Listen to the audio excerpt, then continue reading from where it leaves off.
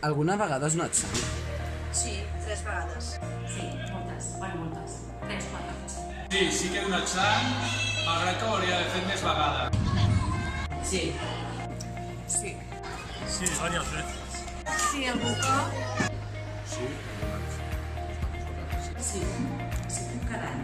Per què? Perquè sóc conscient que em fa falta molta gent i per tant vull ser solidària.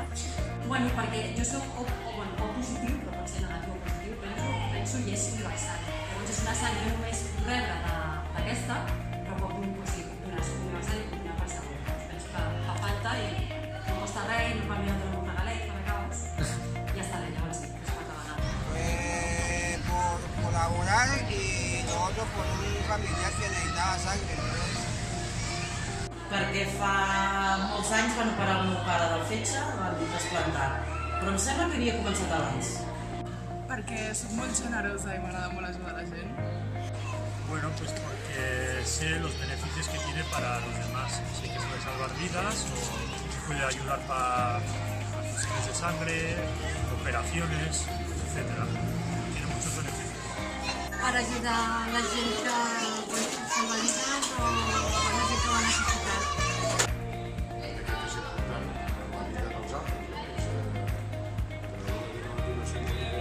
Doncs el primer cop que vaig donar sang va ser perquè un familiar meu ho necessitava i jo tenia 18 anys, no havia donat mai sang i aleshores vaig descobrir que podia ajudar els altres i si puc quedar-hi ho faig.